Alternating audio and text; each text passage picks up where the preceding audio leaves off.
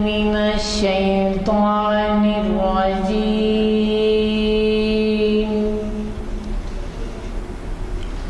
بسم الله الرحمن الرحيم.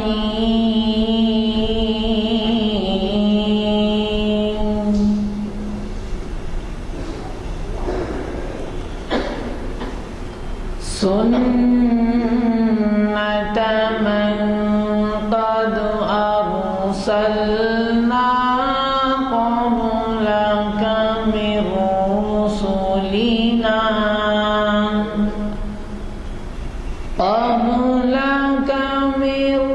رسلنا ولا تجد لسنتنا تحويلا.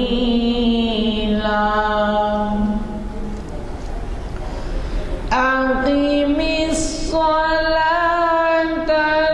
لدلوك الشمس إلى غسق الليل وقرآن الفجر. حضرات، آج تاریخ اسلام کی جو نشست ہے اس کا نمبر 612 ہے، اور جیسے کہ آپ واقف ہیں یہ نشست جامع مسجد عالیہ گرل فاؤنڈری کے کانفرنس ہال میں آج بتاریخ 28 سپٹمبر 2013 عیسوی مطابق 21 ذیقعدہ 1434 ہجری بروز ہفتہ بعد نماز عصر منعقد ہو رہی ہے۔ آپ اس سے بھی واقف ہیں کہ اوقات نماز 4:50 ہو گئے ہیں، عصر کے تبدیل کیے گئے ہیں۔ آج ہمارے فاضل مقرر جناب احمد علی صاحب ہیں جو کافی شہرت رکھتے ہیں سالار جنگ میوزیم کے کیوریٹر کی حیثیت سے۔ خوش قسمتی کی بات یہ ہے کہ ہمیں وہ اپنے خطاب سے تقریباً ہر ماہ نوازتے ہیں، یا کم از کم 2 مہینے میں ایک مرتبہ، اور ہم ان سے خواہش کرتے ہیں کہ وہ اپنی پسند کے عنوان دیں۔ اور آپ کو معلوم ہے کہ ایک اسکالر کے ہاں حالات حاضرہ کے پس منظر میں کئی ایسے عنوانات ہوتے ہیں جو وہ بے چینی محسوس کرتا ہے جب تک وہ اسکالر اس کو عوام کے کانوں تک نہ پہنچائے۔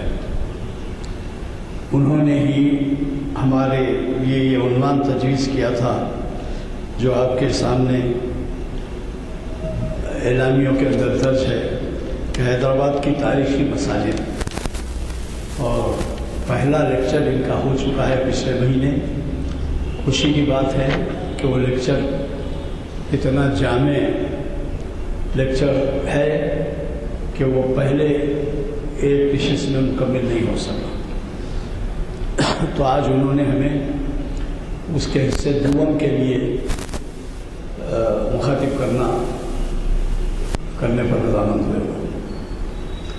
یہ بڑی خوشی کی بات ہے کہ ایسا عنوان ہے جو ظاہر ہے کہ ہماری تمام مصروفیات کی وجہ سے، بےحد مصروف زندگی کی وجہ سے ہم اپنے شہر کے ہی تاریخی مساجد سے واقف نہیں ہیں۔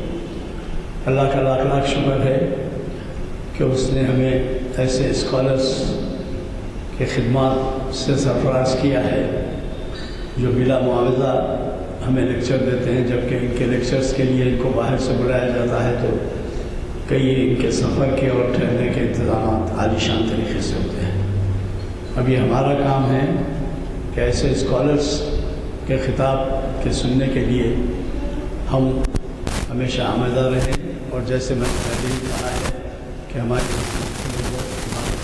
عبادت کا درجہ حاصل ہے۔ آپ کے ہاتھ میں جو اعلامیے ہیں اس میں آپ یہ نوٹ فرما لیں۔ درس قرآن پاک ترجمہ و تفسیر CDs کل اتوار کو دوپہر میں یہ ڈاکٹر میر انیس الدین کا ترجمہ قرآن پاک کا اور تفسیر، یہ جو ہے شریعت انفارمیشن سروس، یہ سورہ بقرہ کی آیات یہ جو ہے مرکزی ہال میں دوپہر میں ظہر کے بعد سنائی جائے گی، اور یہ ایسی سیڈیز ہیں جو بین الاقوامی طور پہ طلب کی جاتی ہیں اور یہاں سے سپلائی کی جاتی ہیں۔ اب تک کے 20 سیڈیز، ہزاروں سیڈیز تقسیم ہو چکے ہیں۔ ظہر میں تشریف لائیے، آدھا پون گھنٹہ زیادہ نہیں، بیٹھ کے سنیے، آپ کو اندازہ ہوگا کہ اس مفسر اور ترجمہ نگار نے کس محنت سے ہمیں وہ کلام کا ترجمہ، کلام مجید کا ترجمہ انگریزی زبان میں کیے ہیں، وہ پیش کیے ہیں۔ پھر چہارشنبے کے دن بھی آپ آنا نہ بھولیں۔ قرآن مجید کی کتابی صورت یہ ہے بہت مشہور معروف scholar Islamic studies doctor Aqeel Hashmi, جو جامعہ عثمانیہ میں صدر شعبہ اردو رہے ہیں اور ہمیں کئی مرتبہ مخاطب کر چکے ہیں۔ یہ بھی شریعت انفارمیشن کی 506ویں نشست ہے۔ اور پھر پیر کے دن، پھر چہارشنبے کے دن کا خطاب مت بھولیے۔ چہارشنبے کے دن 2 اکتوبر ہے، ممکن ہو آپ چھٹی کی وجہ سے ادھر کا خیال نہ کریں، جبکہ چھٹی کی وجہ سے آپ کو اور موقع ہے شرکت کا، اور آپ کو تو معلوم ہے 2 اکتوبر چھٹی کا دن ہے۔ اور یہ جناب مستر مجاز صاحب جو فارسی کے مترجم ہیں علامہ اقبال کے کلام کے بزبان اردو، اور فارسی کلام میں علامہ اقبال کا جو جامع خطاب موجود ہے وہ اس سے ہم بہت ناواقف ہیں۔ اردو کلام کا پھر بھی واقف ہے، لیکن فارسی میں بہت زیادہ ان کا جامع کلام ہے۔ یہ بھی شاید لوگوں کو نہیں معلوم ہے کہ ان کا فارسی کلام زیادہ ہے، اردو کلام کم ہے۔ تو محفل اقبال شناسی کی 728ویں نشست ہے۔ اب آپ خود اندازہ لگائیے کہ یہ پہلی نشست ہمارے یہاں شروع ہوئی، اس کے بعد پھر تاریخ اسلام کی ہوئی، پھر اس کے بعد شرعی انفارمیشن کی ہوئی۔ 728 نشست کے معنی ہر سال 45 نشستیں ہوتی ہیں، کیونکہ ماہ رمضان میں نشستیں نہیں ہوتی، اور اگر کسی وقت کوئی تہوار آ جائے تو چھٹی کا دن ہوتا ہے، ورنہ نشستیں مسلسل ہوتی ہیں۔ تو ایک سال کے 45 کے حساب سے 728 کو تقسیم کر لیجئے، شاید 17-18 سال سے سلسلہ چل رہا ہے۔ اور علامہ اقبال کا کلام، وہ کلام جو ان کے افکار کا سرمایہ ہے،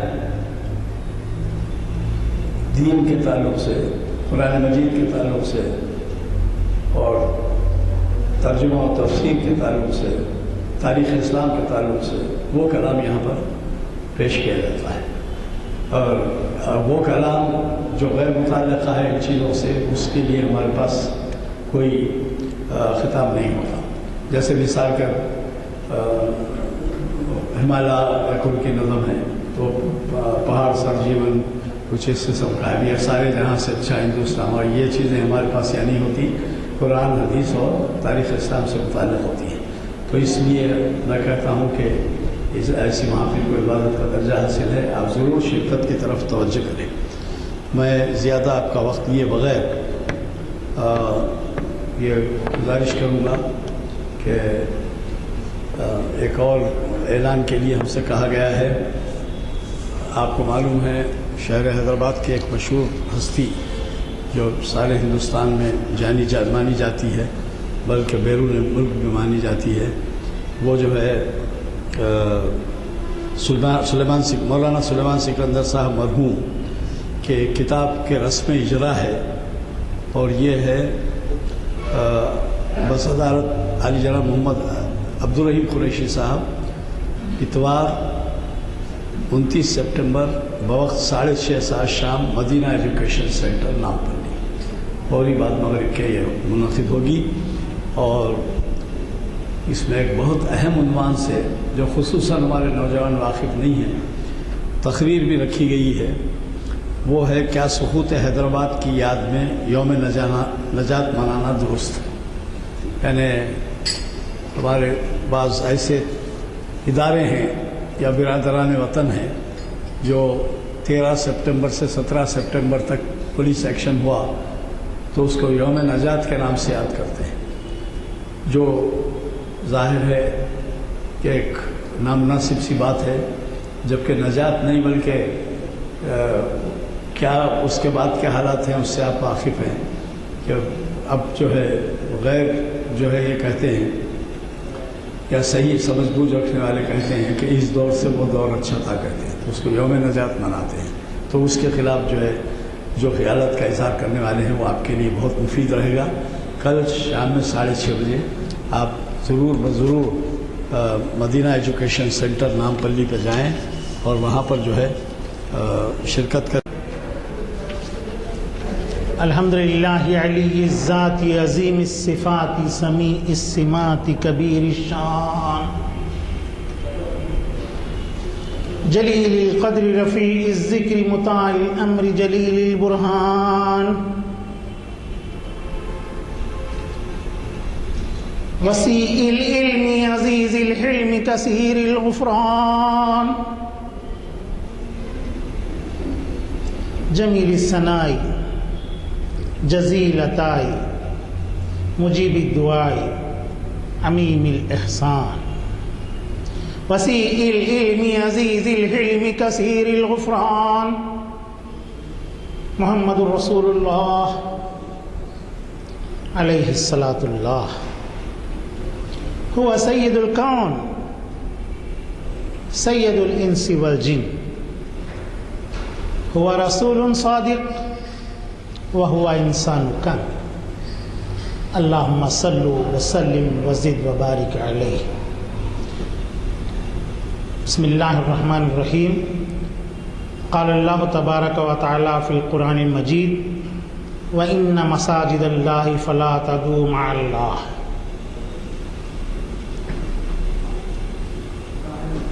अली जनाब गुलाम यज़दानी साहब, बुज़ुर्गों और साथियों, जैसा कि आप वाकिफ़ हैं, मेरा उन्वान हैदराबाद की मसाजिद के ताल्लुक़ से है।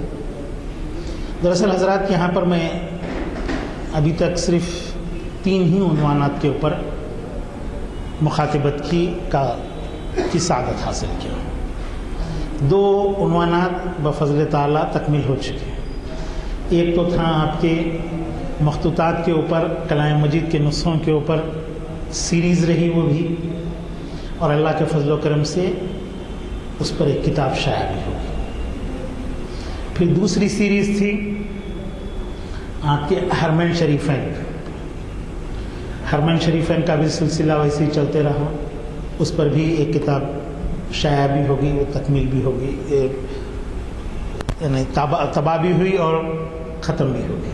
अब ये जो तीसरी सीरीज़ चल रही है वो हैदराबाद की मसाजिद के ज़िम्न में है। एक हिस्सा तो इसका हो चुका है, आज जो दूसरा हिस्सा है वो भी तमहीदन है। इसमें मुल्क की अहम मसाजिद पर थोड़ा सा झलक आपको नज़र आएगी, और फिर आइंदा जब भी मुझे मौका मिलेगा तो वहाँ से हम हैदराबाद की मसाजिद शुरू करेंगे इंशाअल्लाह ताला। दरअसल मेरी एक किताब चल रही है, अंग्रेज़ी में है, वो मसाजिद हैदराबाद के ऊपर ही, तो उसी को की तैयारी को जो है मैं यहाँ पर भी जो है इसी में जो है इस्तेमाल कर ले रहा हूँ, क्योंकि इस उन्वान से कम ये तारीख़ महफूज हो जाएगी।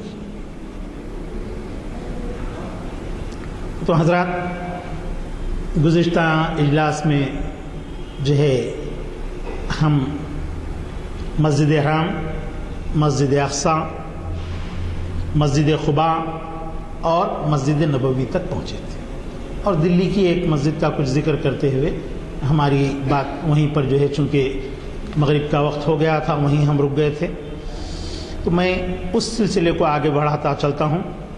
तो नबी अकरम सल्लल्लाहु अलैहि वसल्लम के अहद में मसाजिद का तसव्वुर जिस तरह के आज हम देखते हैं कि मीनार, महराब, रिवाक़, लवान, ये मसाजिद का लाज़मी जुज़ बने हुए हैं। लेकिन नबी अकरम सल्लल्लाहु अलैहि वसल्लम के अहद में مسجد کا یہ تصور نہیں تھا، بلکہ صرف اور صرف مسجد سے مراد وہ جگہ سے لی جاتی تھی جہاں پر اللہ رب العزت کی عبادت کی جائے۔ اور جیسا کہ میں نے ابھی کلام مجید کی جو آیت مبارکہ تلاوت کی ہے، اس میں بھی ہم کو یہی بات ملتی ہے کہ مساجد صرف اللہ کی عبادت کے لیے ہیں، یہاں خدا کی عبادت کے علاوہ کسی اور کی عبادت نہیں کرنی۔ تو مسجد نام جگہ کا ہے بلکہ عمارت کا نہیں۔ تو نبی کریم صلی اللہ علیہ وسلم کے دور سے مساجد کی جو تعمیر کا سلسلہ شروع ہوا، اور پہلی مسجد قباء رہی اسلامی تاریخ کی، پھر اس کے بعد دوسری مسجد نبوی رہی۔ حالانکہ ان دونوں کے مابین ایک اور مسجد تعمیر ہوئی تھی، مسجد جمعہ، لیکن وہ تعمیر نہیں ہوئی تھی، صرف وہاں پر نماز ادا کی گئی تھی، تعمیر اس کی بعد میں آئی۔ اور اس کے بعد سلسلہ یہ آگے بڑھتا ہوا مسجد نبوی کے پاس پہنچا، اور مسجد نبوی کی تعمیر کس طرح سے ہوئی، بالکل سادگی کے ساتھ، جہاں پر جو ہے صرف کھجور کی چھال ڈال کر کے جو ہے چھت بنایا گیا تھا، گارے کا لیپ اس پر لگا کر کے، اور چھوٹی چھوٹی خد آدم اینٹ کی مٹی کی دیواریں تھیں۔ اور پھر اس کے بعد مساجد کے اندر جو پہلا جو انقلاب آیا، حالانکہ محراب اور ممبر جو ہے ممبر تو نبی کریم صلی اللہ علیہ وسلم کے دور میں رائج ہو چکا تھا، لیکن محراب کا آغاز حضرت عثمان غنی رضی اللہ تعالیٰ عنہ کے دور میں ہوا، اور پھر آپ کے اموی خلیفہ ولید بن عبد الملک کے دور میں مساجد کی تعمیر میں ایک بڑا انقلاب ہے۔ اب تک جو مساجد تعمیر ہوتی تھی اس میں آرائش اور تزئین کا کام، یعنی ڈیکوریٹو ورک، بالکل نام کو نہیں ہوتا تھا، لیکن اموی دور میں مصلحتاً اس کام کا آغاز ہوا، مساجد کی آرائش ہونے لگی، مساجد کو خوبصورت بنایا جانے لگا، ممبر کا اضافہ ہوا، اور وہیں سے جو ہے آپ کے رواحوں کا بھی سلسلہ شروع ہوا، اور یہ سلسلہ آگے بڑھتا ہوا مختلف ممالک میں پہنچا، اور جب اسلام ہندوستان میں پہنچا 711 عیسوی میں، تو اس کے بعد یہاں پر بھی اس طرز کی مساجد بننا شروع ہوئی۔ لیکن ابتدائی دور کی جو ہم کو مساجد ملتی ہیں، ان مساجد میں جو ہے ہم کو سب سے جو قدیم اب اویلیبل ہے، جو مسجد موجود ہے، وہ مسجد قوت الاسلام، جو آپ کے قطب مینار کے پاس۔ اب اگر ہم اس مسجد کے اوپر نظر ڈالتے ہیں اور آج کی مساجد کا ہم تقابلی جائزہ لیتے ہیں، تو اس کے اندر ہم کو بہت بڑا فرق نظر آتا ہے۔ اس مسجد کی تعمیر جو ہے بالکل ہندوانہ طرز کی ہے، وہاں پلر، بیم اور ستون وغیرہ جو لگائے گئے ہیں وہ مکمل طور پر غیر اسلامی طرز کی ہیں، جو مختلف مناظر سے مماثلت رکھتی ہیں۔ حالانکہ اس دور سے پہلے بھی اور کچھ مساجد تعمیر ہوئیں، لیکن وہ مساجد کوئی آج موجود نہیں ہے۔ تو اب جو موجود ہے مسجد، وہ قطب الدین ایبک کی تعمیر کی ہوئی مسجد قوت الاسلام ہے، جس کی تعمیر کے اندر جو ہے دوسری مذہبی عمارات میں استعمال کیے ہوئے پتھر وغیرہ استعمال کیے گئے ہیں، اور اس کے میں خبے بھی جو بنے ہوئے ہیں، جو چھوٹی چھوٹی سی گنبدیں ہیں، ان کی طرز تعمیر بھی ہندو طرز تعمیر کی طرح ہے۔ چونکہ اس عہد میں یہاں کے معماروں کو بتانے کے لیے کوئی ایسی عمارت موجود نہیں تھی کہ جس کی مثال پیش کر کے جو ہے مسجد کی تعمیر کا حکم دیا جائے، یا مستری کو اس کا بتایا جائے کہ جو ہے ایسا خاکے پر تیار کی جائے۔ تو چونکہ حکمران یا مسجد کے تعمیر کرانے والے اس کو مسجد کا نقشہ کہ بھائی اس میں ایک مستطیل دالان ہونا چاہیے، ایک محراب ہونا چاہیے، ایک ممبر ہونا چاہیے، بس اس نوعیت کی باتیں ان کو ابتداءً بتائی گئیں، لیکن اس کی ہو بہو تعمیر وہاں پر نہیں ہو سکی۔ لیکن اس کے بالمقابل جب آپ اجمیر شریف میں جو 2.5 دن کا جھونپڑا کہلاتا ہے، اس مسجد پر نظر ڈالتے ہیں تو اس کے چند ہی عرصے کے بعد تعمیر ہوئی ہے، التمش نے اس کی تعمیر کروائی تھی۔ وہاں پر آپ کو کافی اسلامی جھلکیاں نظر آتی ہیں. چونکہ یہاں کے کاریگر، یہاں کے فنکار اسلامی طرز تعمیر سے واقف نہیں تھے، اس وجہ سے ابتدائی جو مسجد تعمیر ہوئی تو اس کے اندر مختلف رد و بدل اور مختلف مشوروں کے ذریعے کاریگروں نے جو ہے اس کو صحیح ڈھنگ سے بنانے کی کوشش کرنے لگے. چنانچہ 2.5 دن کے جھونپڑے کے اندر مسجد کا جو باب الداخلہ ہے، مسجد کی جو محراب ہے، وہ مکمل طور پر آپ کو اسلامی طرز کی نظر آتی ہے. البتہ دوسرے جو ستون آپ کو نظر آتے ہیں، پھر اس کے اندر بھی جو ہے ہندو طرز تعمیر کی جھلکیاں ہم کو نظر آتی ہیں. اور اس کے بعد پھر تعمیر کا یہ سلسلہ ایسے ہی آگے بڑھتا رہا.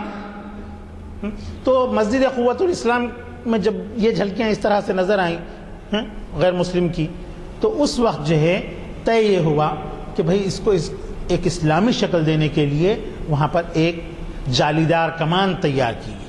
آپ دیکھیں گے کہ قطب مینار کے پاس وہ جالیدار کمان ہے، لیکن وہ کمان بھی جو تعمیر کی گئی وہ مسجد سے کوئی مشابہت نہیں رکھتی ہے، خالص اسلامی طرز تعمیر ہے. وہاں کی جو جالیاں بنائی گئی ہیں بےحد نفاست کے ساتھ ہیں، اور اس پر جو قرآنی آیات کندہ کی ہوئی ہیں وہ بہت ہی عمدگی کے ساتھ تراشیدہ ہیں. لیکن عمارت کی جسامت کے اعتبار سے یہ کمان جو ہے بہت زیادہ بلند و بالا ہے. پھر اس کے برخلاف جب ہم 2.5 دن کے جھونپڑے کو دیکھتے ہیں جو 1199 میں التمش کی جانب سے تعمیر کیا گیا تھا، اس کے اندر جو مینار ہم کو نظر آتے ہیں وہ عمودی مینار ہیں اور اس کے کنارے دندانے دار ہیں، اور ایسے ہی محراب بھی جو ہے وہ بھی دندانے دار محراب وہاں پر جو ہے تعمیر کی گئی. لیکن پولز کے اندر، بیمز آپ کے پلرز کے اندر ہم کو شباہت پھر بھی جو ہے دوسرے مذاہب کی نظر آتی ہے. اس طرح مساجد کا طرز تعمیر آگے بڑھتا رہا، اور 13ویں صدی میں ہندوستان میں اسلامی طرز تعمیر میں ایک نیا انقلاب آیا، اور خلجیوں کے دور میں جو مساجد تعمیر ہوئیں وہ بہت ہی اعلیٰ درجے کی رہیں. لیکن اس میں بھی طرز تعمیر کے اندر آپ کو 75% اسلامک طرز تعمیر نظر آتی ہے اور 25% ہندو طرز تعمیر نظر آتی ہے. تو اس وقت تک بھی پورا اسلامی طرز تعمیر کا سلسلہ ہندوستان میں نہیں شروع ہو پایا تھا. چنانچہ آپ میں سے کئی ایک حضرات ایسے ہوں گے جو دہلی کا سفر کیے ہیں. حضرت نظام الدین اولیاء رحمۃ اللہ علیہ کی درگاہ پر آپ حاضری دیے ہوں گے. تو وہاں درگاہ شریف کے پاس جو مسجد ہے وہ علاء الدین خلجی کے دور کی تعمیر کی ہوئی. اس مسجد میں آپ دیکھیں گے حالانکہ مستطیل دالان ہے، لیکن یہ دالان 3 کمروں کے اوپر مشتمل ہے، 3 مربع کمروں کے اوپر مشتمل ہے. اس طرح سے وہ مستطیل بن جاتا ہے حال اس کا.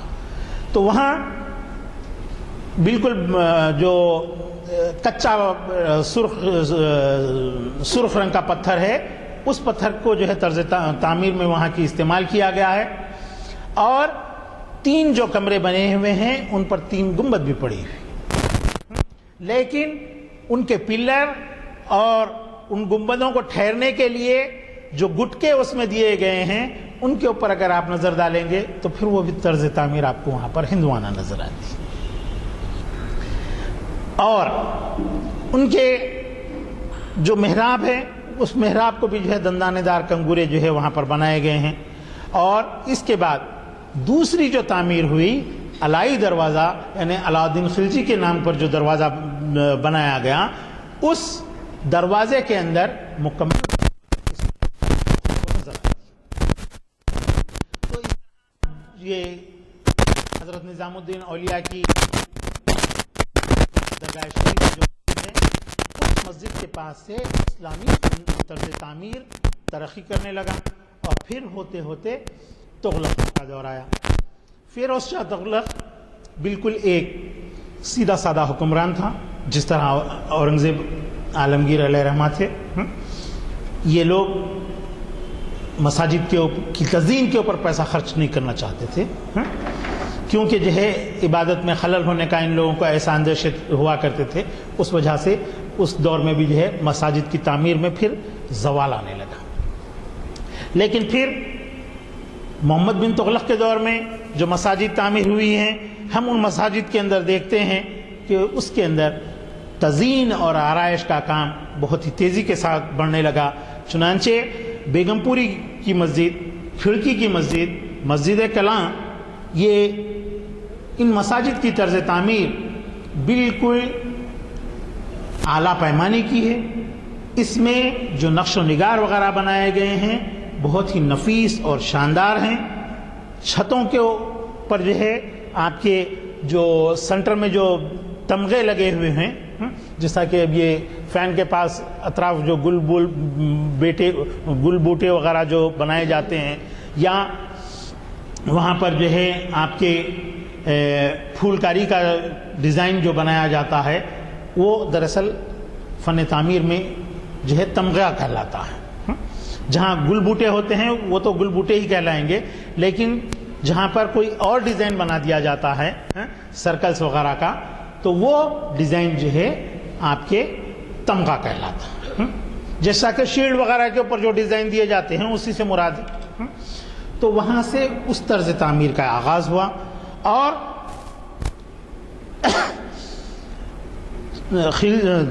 تغلقوں کے دور میں مساجد کی تعمیر میں استرکاری کا بھی کام شروع ہوا. ورنہ بالکل مکمل طور پر پتھر کی عمارتیں تعمیر ہوتی تھیں. یہاں سے جو ہے آپ کے گچ کی استرکاری بھی کی جانے لگی، اور اس کے اندر یعنی اسٹکو ورک کا کام شروع ہوا، اور اس میں پھول کاری کا کام بھی کیا جانے لگا. اور دو ایک مساجد ایسی ہیں وہاں پر ہم کو کارے کاشی کا کام بھی نظر آتا ہے. یعنی ایرانی طرز کے جو ٹائلز ہوتے ہیں بلو اور وائٹ کلر کے، اس کو کارے کاشی کا کام کہتے ہیں. تو اس طریقے کا کام بھی جو ہے ہم کو ان مساجد کے اندر نظر آتا ہے. پھر یہ کام ہوتا ہوا اور تھوڑا آگے بڑھتا ہے. جیسے جیسے نئے حکمران آتے جاتے ہیں، ہر ایک کے دور میں کچھ نہ کچھ طرز تعمیر کے اندر تبدیلیاں واقع ہوتی ہیں. تو ایسے ہی آپ کے تغلقوں کے بعد لودھیوں کا اور دور وغیرہ رہا، سیدوں کا دور بھی رہا، لیکن اس دور میں جو ہے بے چینی کی کیفیت تھی، اور طرز تعمیر کے اندر کسی قسم کا کوئی نیاپن جو ہے نہیں آ سکا. البتہ شیر شاہ سوری کے دور میں جو ہے فن تعمیر کے اندر ایک نیاپن آیا، اور وہ نیاپن جس طرح آج ہم اپنی مساجد کے اندر دیکھتے ہیں جو طرز تعمیر ہے، وہ آج تک بھی اس دور کا نیاپن برقرار ہے. تو چنانچہ شیر شاہ سوری اور اس کے جو ہے اولاد کی جو حکومت رہی وہ سن 1414 سے لے کر 1444 تک جاری رہی. اس دوران میں مساجد کے دیواروں میں، محراب میں، اور آپ کے میناروں میں اور گنبدوں کے اندر جو ہے ایک یکسانیت پیدا ہوئی. ورنہ اس سے قبل کے دور میں جو گنبدیں جو تعمیر ہوئی ہیں، گنبد کا نچلا حصہ ایک علیحدہ شیپ کا ہو جا رہا تھا، اوپر کا حصے کے اندر ایک نئی تبدیلی رہ رہی تھی. لیکن شیر شاہ سوری کے دور سے 3 طرح کی گنبدیں بننا شروع ہوئی. ایک تو پیازی شکل کی گنبد، دوسرے خربوزی شکل کی گنبد، اور تیسری گنبد سپوٹے کی شکل کی. تو اس طرح 3 وضع کی گنبدیں اس دور سے جو ہے بننا شروع ہوئیں اور ڈیولپ ہوئیں. اور پھر آپ کے جو ہے جو راجستانی طرز دبا ہوا گنبدوں کا ہوتا ہے وہ چند ایک مخصوص علاقوں کے اندر جو ہے رائج رہا. اکبر کے عہد میں، حالانکہ مغلوں کا جو دور شروع ہوا ہمایوں وغیرہ کا، اس دور میں، بابر کے دور میں اور ہمایوں کے دور میں کوئی خاص مساجد تعمیر نہیں ہوئی سوائے چند ایک کے، اور اس کے اندر کوئی انقلابی کام بھی نہیں ہوا. اور اکبر کے دور میں بھی صرف ایک ہی مسجد بڑی تعمیر ہوئی ہے جو ایک اپنی خصوصی اور نمایاں حیثیت رکھتی ہے، وہ فتح پور سیکری کی مسجد ہے، جس میں تمام چیزیں تو ویسے ہی روایتی چلتی ہی ہوئی آئیں، لیکن وہاں پر چھت کے اندر جو کڑیوں کا استعمال کیا گیا ہے وہ راجپوتانہ طرز کو پیش کرتا ہے. اور اس کے ساتھ ساتھ ان کڑیوں کے ساتھ ساتھ وہاں پر جو خوسی گنبد بنائے گئے ہیں وہ ایک نیاپن وہاں پر شروع ہوا. اور عہد شاہ جہانی میں لال رنگ کے پتھر کا استعمال بند ہوا بلکہ کم ہوا، اور مساجد کی تعمیر میں سنگ مرمر یا سنگ خارا کا استعمال شروع ہوا، اور اس کے محراب وغیرہ کے اندر بڑی ایک جدت آئی. محرابوں کی اوپری سطح بالکل نوکدار کمانیں جو ہے اس کی بنائی جانے لگی، اور پھر شاہجہاں نے خود کئی طرز کی کمانیں تشکیل دیں. خود اس کے نام سے بھی یہ کمان جو آپ کے 3 ایسے سرکل لیے ہوئی ہوتی ہے، اس کمان کو شاہجہانی کمان کہتے ہیں. اس کے نام سے خود بھی جو ہے وہ کمان موسوم ہوئی. اور دیواروں یہ پلر وغیرہ جو ہوتے تھے ان پلروں کی بناوٹ بھی جو ہے گاؤ دم جیسی ہونے لگی. یعنی گائے کے دم کا جو حصہ موٹا ہوتا ہے تو پلر نیچے سے ایسے موٹے بنتے ہوئے آتے اور پھر اوپر مرغولہ دار ہو کر کے جو ہے چھت کو سہارا دیے ہوئے ہوتے تھے. آج یہاں پر بھی آپ کئی ایک مساجد کے اندر اس طرز تعمیر کو دیکھ سکتے ہیں. اور حیدرآباد کی کچھ ایک ڈیوڑیوں کے اندر بھی جو ہے اس قسم کے جو ہے آپ کو گاؤدم پلرز جو ہے آپ کو دیکھنے کے لیے نظر آتے ہیں.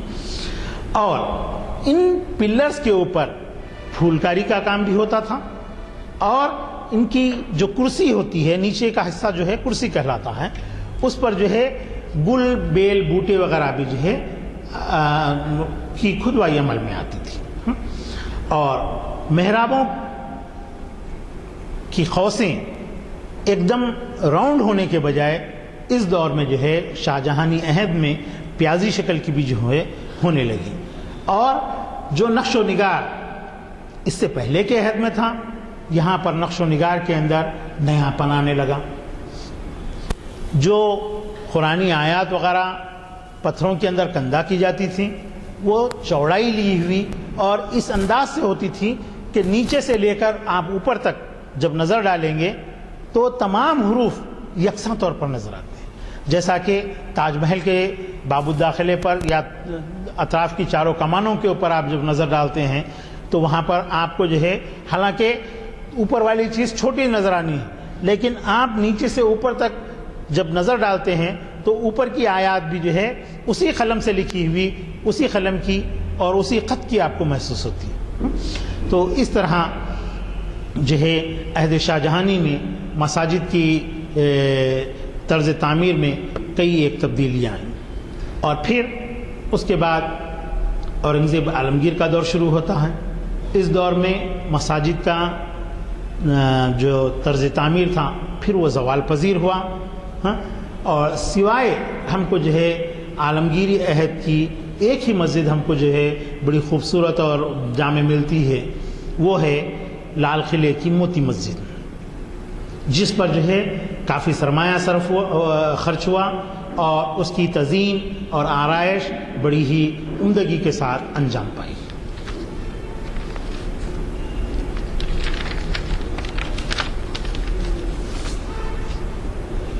تو حضرات میں یہ عرض کر رہا تھا کہ دلی کی جو مسجدیں تغلق دور کے اندر جو تعمیر ہوئی ہیں اس میں مسجد کلاں جو ترکمان دروازے کے پاس موجود ہے، یہ مسجد 2 منزلہ ہے. پہلی منزل پر تینوں طرف جو ہے حجرے بنے ہوئے ہیں سوائے قبلہ رخ کو چھوڑ کر. ان حجروں کے اندر مدارس اور دینی تعلیم کی درس و تدریس کا کام ہوا کرتا تھا، اور اس میں سے کچھ حجرے مسجد کے امام اور مؤذن وغیرہ کے لیے بھی مقرر ہوتے تھے. اس مسجد کی خوبی یہ ہے کہ اس کے برج ڈھلوان اور مینار اس کے جو ہے مخروطی طرز کے سلینڈریکل. اور اس مسجد کی تعمیر آپ کے فیروز شاہ تغلق کے وزیر اعظم خان جہاں نے انجام دی تھی. اس طرح خان جہاں کی تعمیر کی ہوئی اور بھی 2-3 مساجد ہیں جو اپنے طرز تعمیر میں ہندوستان بھر میں ایک نمایاں مقام رکھتی ہیں. اور کھڑکی کی مسجد وہ بھی خان جہاں کی ہی تعمیر کی ہوئی ہے اور تغلقوں کے دور سے ہی تعلق رکھتی ہے. یہ مسجد بھی 2 منزلہ ہے. نچلی منزل میں قوسی چھت ہیں اور کونوں اور پشتوں پر جو ہے ڈھلوان گنبدی مینار بنے ہوئے ہیں گنبد والے, اور اس کا دروازہ بھی گنبدی ہے جو اصل عمارت سے 7 میٹر تک آگے ہے. اور درمیانی دروازے جو ہے مسجد کے جو ہیں 3 رواق والی ہے, وہ ہر ایک میں 3 کمان لگی ہوئی ہیں, درمیان کی کمان بھی اسی طرح سے ہے. لیکن اس مسجد میں جو گنبد چھت کو گھیری ہوئی ہے وہاں پر جو ہے آپ کے اس طرح راؤنڈ حصہ آنے کے بجائے وہاں پر جو ہے گٹکے لگے ہوئے ہیں جو پلر کے ذریعے سے جو ہے اوپر کی گنبد کو تھامے ہوئے ہیں. اسی طرح بیگم پوری کی مسجد ہے, اس کو بھی خان جہاں نے ہی تعمیر کیا تھا. یہ مسجد کی وسط میں ایک جو ہے ایک گنبد بنی ہوئی ہے اور اس میں جو ہے 15 سیڑھیوں کا زینہ ہے. 15 سیڑھیاں چڑھ کر کے جو ہے اوپر جانا پڑتا ہے. مرکزی محراب ذرا اونچائی کے اوپر واقع ہے اور یہ محراب جو ہے کافی گہرا ہے, یعنی مکمل طور پر جو ہے کمرے کی شکل اختیار کر لیتا ہے. اس کی لمبائی تقریباً 8 فٹ. اسی طرح اطراف کے جو دالان اور رواق بنے ہوئے ہیں اس میں بھی جو ہے کمانیں جو بنائی گئی ہیں وہ بہت ہی خوبصورت اور جو ہے دیدہ زیب ہے, اور ان میں جو ہے کھدوائی کا کام بھی کیا گیا. اسی طرح ایک اور مسجد کا بھی ذکر ہم کو ملتا ہے جو 12 گنبد کے نام سے جانی جاتی ہے. اس میں 12 گنبدیں ہیں اس مسجد کی چھت کے اوپر, اور مسجد کی عمارت جو ہے مسجد کا مستطیل دالان 6 کمانوں کے اوپر مشتمل ہے. پہلے حصے میں 6, دوسری حصے میں 6, تو 2 رواق کے اندر یہ بٹی ہوئی ہے اور اس پر جو ہے 12 گنبد بنے ہوئے ہیں.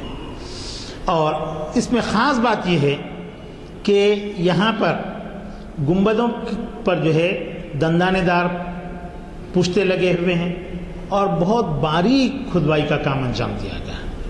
3 جھروکے اور کھڑکیاں بھی یہاں پر محراب کے بازو میں ہی ہیں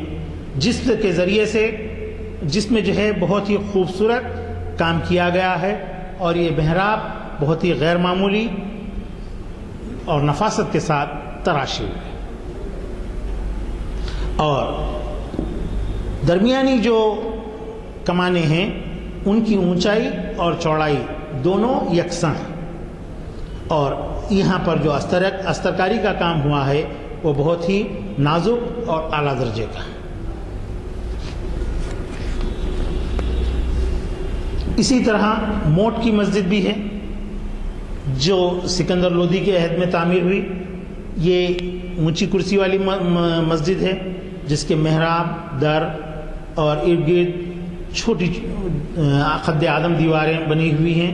اس کے ساتھ ان دیواروں کے اوپر خاص بات یہ ہے کہ 8 پہلو چھتریاں لگی ہوئی ہیں, جیسا کہ آپ جو ہے آپ نے اسمبلی ہال کی عمارت کے اوپر آپ دیکھتے ہیں راجستھانی اسٹائل کی, راجپوت اسٹائل ہے وہ, وہاں پر جو ہے 8 پہلو جو ہے چھتریاں لگی ہوئی. ہماری تو 4 پہلو والی ہیں. وہاں جو موٹ کی مسجد کی جو چھتریاں ہیں وہ 8 پہلو. تو اس طرح مساجد کی طرز تعمیر کا یہ سلسلہ وہاں سے ہوتا ہوا جنوبی ہند کو سفر کر جنوبی ہند کی طرف پہنچتا ہے. اب جنوبی ہند کے اندر جو مساجد تعمیر ہوئی ہیں ان کی تاریخ بہت طویل ہے, جس کو سلسلے وار ہم آگے بڑھاتے رہیں گے. بہمنیوں کے عہد میں جو ہے آپ کے جو مساجد تعمیر ہوئی ہیں خود گلبرگہ کے اندر آپ دیکھ سکتے ہیں, بیدر کے اندر دیکھ سکتے ہیں. لیکن اب ہم اپنے موضوع کی طرف آتے ہیں. تو حیدرآباد کے اندر جو پہلی مسجد کی تعمیر کا تذکرہ ملتا ہے وہ 1518 کی ہے. یہ مسجد جو ہے مسجد صفا کے نام سے جانی جاتی ہے اور قلعہ گولکنڈہ کے اندر واقع ہے.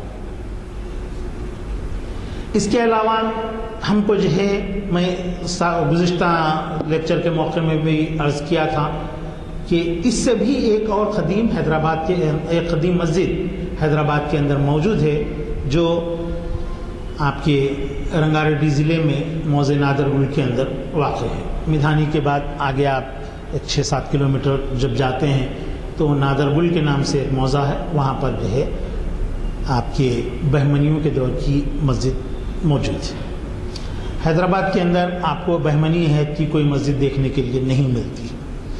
تو مسجد صفا قلعے گولکنڈہ کے اندر واقع ہے جو 1518 میں تعمیر ہوئی. حیدرآباد کی مساجد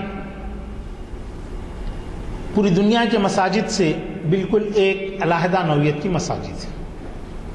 حیدرآباد میں حضرات 3 طرز کی مساجد تعمیر ہوئی, بلکہ 4 کہی. ایک تو جامع مسجد ہوتی تھی جو کسی بھی ایک علاقے کی بڑی مسجد ہوتی جہاں پر نماز جمعہ بھی ادا ہوتی تھی. ان مساجد کی خصوصیت یہ رہتی کہ اس کے رواق 3 طرف رواق ہوتے. لوان تو جو ہے اس دالان کو کہتے ہیں جہاں ہم نماز ادا کرتے ہیں. محراب تو مسجد کا ایک جز ہی ہے. ممبر بھی مسجد کا ایک جز ہی ہے. اور حیدرآباد کی مساجد کی یہ خصوصیت رہی ہے کہ 3 طرح رواق کے بعد صحن میں ایک حوض ہوا کرتا تھا. تو یہ جامع مسجد کی شکل رہی. اب اس کے بعد علاقے واری مساجد ہوتی تھی, محلے واری مساجد ہوا کرتی تھی جن میں رواق کا ہونا ضروری نہیں تھا. اس میں لوان ہوتا ہے, یعنی وہ دالان جہاں پر نماز ادا کی جاتی ہے, محراب اور آپ کے مینار اور ممبر, یہ اس کا خاصہ ہوا کرتا. اب مزید اور 2 طرز کی مساجد ہیں جو شخصی مساجد کہلاتی ہیں. گھروں میں, دیوڑیوں میں نماز پڑھنے کے لیے بڑے مکانات کے اندر, حویلیوں کے اندر علیحدہ اپنی مساجد تعمیر ہوتی تھی. ان مساجد کے اندر ممبر نہیں ہوتا تھا. مینار تک بنا لی جاتی تھی لیکن ممبر نہیں ہوتا تھا چونکہ وہاں پر جمعہ کی نماز نہیں ہوتی. اور ایسی مساجد حیدرآباد میں کئی ایک مقامات پر ہیں. آپ 4 مینار سے کوٹلے علیجہ کے دروازے تک چلے آئیے, آپ کو 6-7 مساجد ملتی. مسجد سیدنا الدولہ سب سے پہلے کوٹلے کی, جو کوٹلے کے دروازے کے پاس چوراہے پر جو مسجد ہے, اس کے بعد ذرا سا آپ آگے بڑھیں گے تو مال والا پیلیس جہاں پر تھا اس سے پہلے مسجد سیدنا الدولہ ہوتی. اب غالباً اس مسجد کا نام کوئی صاحب تعمیر کیے ہیں تو اس کا نام بدل گیا ہے, مسجد ابراہیم وغیرہ کچھ کر لی. وہ شخصی مسجد تھی سیدنا الدولہ کی. اس میں آپ کے محراب تھا لیکن ممبر نہیں ہوا کرتا تھا چونکہ وہاں جمعہ کی نماز نہیں ہوتی تھی. پھر ایسے ہی تھوڑا سا آپ آگے بڑھ جائیے تو رائل فنکشن ہال ہے, اس کے بازو میں ایک چھوٹی سی مسجد ہے. اب اس مسجد کی توسیع ہو رہی ہے تو اس وہ بھی شخصی مسجد تھی, ایک خاتون کی بنائی ہوئی, اور یہ زنانی مسجد تھی. مساجد تو 3 مساجد کا میں ذکر کیا. چوتھی مسجد ہے خواتین کی. بڑی دیوڑیوں میں, حویلیوں میں جو ہے خواتین کی نماز کے لیے علیحدہ جگہ مقرر ہے جس میں خواتین, گھر کی خواتین خود جمع ہو کر اپنی نماز علیحدہ ادا کر لیتی تھی. تو ایسی مساجد بھی کئی ایک ہم کو ملتی ہیں. چنانچہ تلاوت جنگ کی دیوڑی یعنی گورنمنٹ ہائی اسکول دارالعلوم یہاں کالی کمان کے پاس واقع ہے. اب تو مدرسہ جو ہے سامنے PWD کی عمارت میں کام کرتا ہے, لیکن اسی کے سامنے اس مدرسے کی ایک بہت وسیع دیوڑی تھی جو دیوڑی تلاوت جنگ کے نام سے جانی جاتی تھی. آج بھی اس کے کھنڈرات باقی ہیں. 1977 میں وہاں کی زمین کا کچھ تنازع ہوا تھا جس پر چند لوگوں نے قبضہ کر لیا تھا. تو اس وقت ہم وہاں پر گئے تھے تو وہاں ہم کو دیکھنے کے لیے ملا 2 مساجد تھی. ایک دیوڑی تلاوت جنگ کی, ایک خواتین کے لیے اور دوسری مردانے کے لیے. تو ان دونوں مساجد کے اندر بھی جو ہے آپ کے ممبر نہیں تھا. تو اس طرح حیدرآباد میں مساجد نہ صرف عوام کے لیے بلکہ گھریلو استعمال کے لیے خصوصی جو ہے مساجد بھی جو ہے دیوڑیوں کے اندر بنائی جاتی تھی. اور تو ہم تھوڑا سا اور آگے بڑھ جاتے ہیں. مسجد صفا. مسجد صفا گولکنڈے کی ایک قدیم ترین مسجد ہے، بلکہ حیدرآباد کی اولین مسجد ہے، جو 1518 میں آپ کے سلطان قلی قطب الملک نے تعمیر کی. سلطان قلی قطب الملک بہمنیوں کے جو ہے صوبیدار تھے تلنگانہ کے. انہوں نے جب یہاں کی صوبیداری قبول کی تو اس کے بعد قلعے کے اندر مسجد صفا کے نام سے ایک خوبصورت مسجد انہوں نے تعمیر کی، جو سیڑھیاں چڑھتے وقت لیفٹ ہینڈ کے اوپر آپ کو ملتی ہے. اس مسجد کے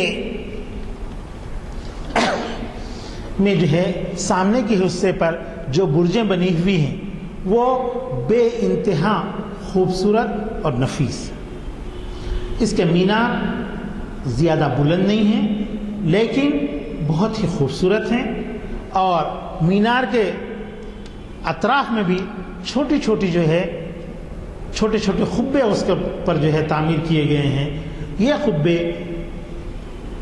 اولین قطب شاہی طرز تعمیر کی ہمارے حیدرآباد میں عکاسی کرتے ہیں. اور جہاں تک محراب کا حصہ ہے، وہاں محراب کے حصے میں یہ سمجھتا ہوں کہ محراب کے پاس بھی ایسے ہی گچ کا خوبصورت کام کیا ہوا تھا ہوگا. لیکن اب ہم جب دیکھتے ہیں وہاں کے اس آپ کے اس محراب کو، تو وہاں پر ہم کو جو ہے بالکل سفید پلاسٹر کیا ہوا جو ہے ہم کو نظر آتا ہے، اور یوں محسوس ہوتا ہے کہ بعد کے دور میں مسجد کی جب مرمت کی گئی تو وہ پلاسٹر جو اکھڑ چکا ہے اس کو جو ہے سیمنٹ سے بھر دیا گیا. اور دوسری خصوصیت اس مسجد کی یہ ہے کہ سامنے کے جو مسجد کے لوان کا جو اختتام ہوتا ہے، وہاں پر سے 2 پلر جو مینار کے لیے تعمیر کیے گئے ہیں، یہ بالکل ہی جو ہے مسجد کی عمارت سے باہر کے حصے کو نکلے ہوئے. اور اس سے اس بات کا پتہ چلتا ہے کہ مسجد کے چھت کے سہارے کے ساتھ ساتھ میناروں کی تعمیر، چھت کو سہارنے کے علاوہ مینار کو بلند کرتے ہوئے مسجد کے باہر کے حصے کو یہ نکلے ہوئے. اور سامنے کے حصے میں مزید ممکن ہے کہ وہاں پر اور بھی 2 کمانیں ہوا کرتی تھی، لیکن وہاں پر بھی جو ہے نئی تعمیر جو ہے آپ کو سیمنٹ کی نظر آتی ہے. اس طرح قطب شاہی دور کے اندر جو مساجد کی تعمیر کا سلسلہ آگے بڑھتا ہے، تو ان مساجد کے اندر ہم کو جو ہے اور بھی 2-4 چیزیں دیکھنے کے لیے ملتی ہیں. قطب شاہی دور کی مساجد کے اندر قبلہ رخ پر جو ہے جو محراب کا حصہ ہے، وہاں پر آپ کو جو ہے کم از کم 6 حلقے، یہ عام طور پر قطب شاہی دور کی جو مساجد ہیں وہ 3 کمانوں کی یا 5 کمانوں کی ہم کو ملتی ہے. اکثریت 5 کمان کی ہیں، اور ہر کمان کے پاس آپ کو جو ہے کچھ سرکلز آپ کو وہاں پر نظر آئیں گے، کچھ راؤنڈ حصے بنے ہوئے نظر آئیں گے، جس میں کاشی کاری کا کام کیا جاتا ہے. کاشی کاری دراصل جو ہے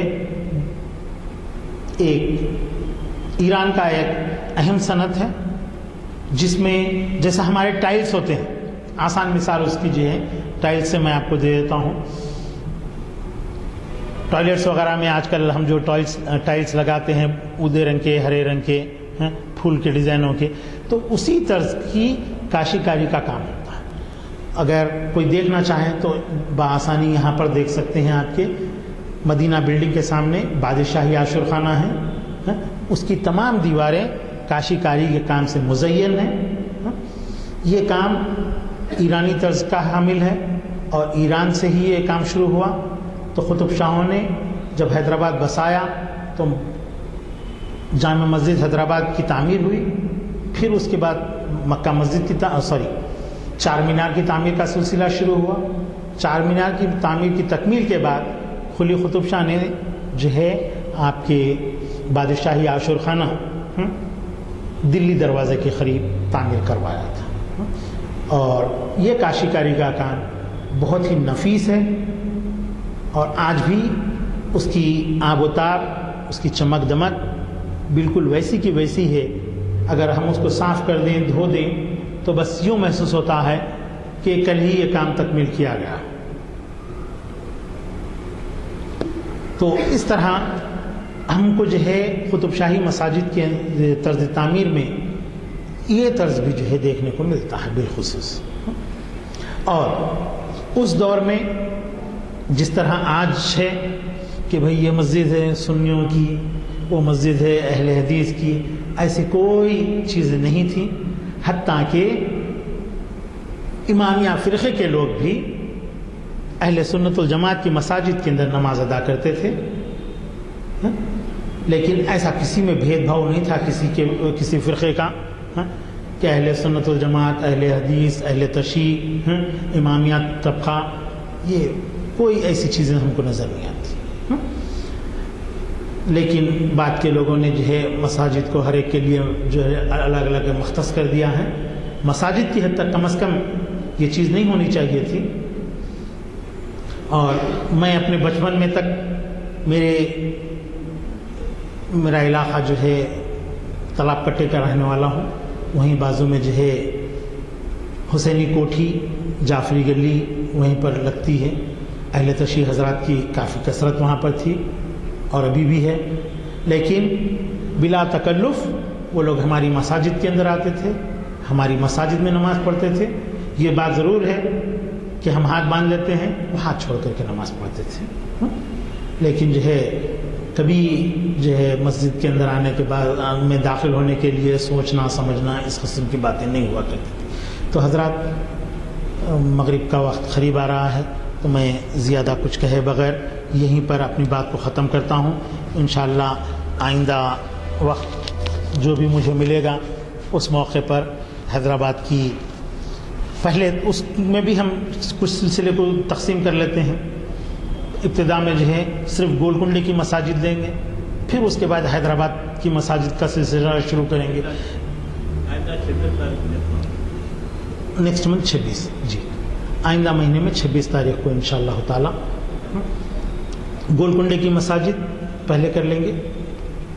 اس کے بعد جو ہے آپ کے حیدرآباد کی مساجد پر آئیں گے. اب گولکنڈہ بولے تو گولکنڈہ خود ایک سلطنت ہوا کرتی تھی، جو سلطنت ہوتی تھی اور اس کا پایہ تخت جو ہے گولکنڈے کا علاقہ تھا، جو آپ کے پرانے پل کے پاس تک اس کی حدود جو ہے ہوا کرتی تھی. تو ہم وہاں سے چلتے ہوئے آئیں گے بالائے حصار سے اور آپ کے پرانے پل کے پاس تک جو ہے پہنچیں گے. اس علاقے کے اندر جو مساجد ہیں وہ کافی قدیم ہیں اور طرز تعمیر کی ایک بہترین مثال ہے.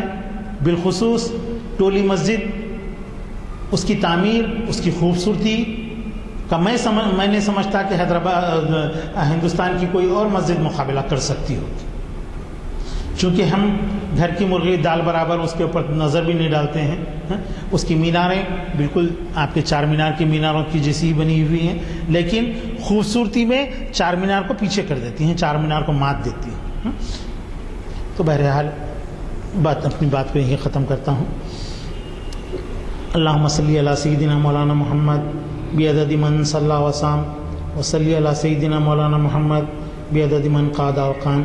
اے اللہ ہمارے گناہوں کو معاف فرمائیے، اے اللہ ہماری خطاؤں کو درگزر فرمائیے، اے اللہ ہم جو بیمار ہیں ان کو صحت عطا فرمائیے، اے اللہ جو بے روزگار ہیں ان کو روزگار عطا فرمائیے، اے اللہ جو لوگ بے قصور جیلوں میں محروس ہیں اللہ ان کی رہائی کا بندوبست فرمائیے، اے اللہ جو لڑکیاں بن بیاہی بیٹھی ہوئی ہیں اللہ ان کی شادیوں کا بندوبست فرمائیے، اے اللہ ہم لوگ جو رشتوں کو دیکھ رہے ہیں خوبصورتی پر جا رہے ہیں، اے اللہ ہم خوبصورتی کو دیکھنے والے ہو جائیں، اے اللہ ہم جہیز کی لالچ سے دور ہو جائیں، اے اللہ ہمارے دلوں کو پھیر دیجیے، اغیار کی جو رسمیں ہمارے اندر آ گئی ہیں اللہ اس کو دور فرمائیے، اے اللہ ہم کو ایمان پر اور اسلام کے طریقوں پر چلنے والا بنائیے، اے اللہ رسول اللہ صلی اللہ علیہ وسلم کی سنتوں پر عمل کرنے والا بنائیے، صلی اللہ تعالی علی خیر خلقہ وآلہ وصحبہ اجمعین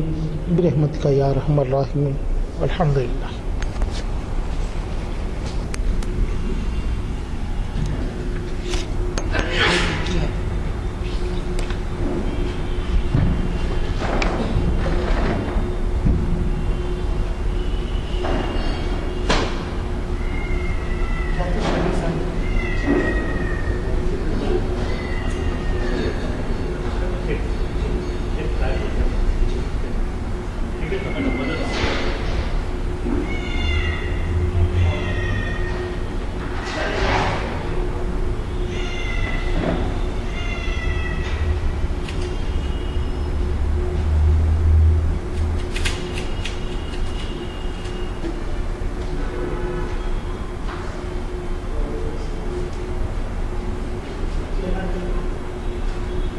In that end,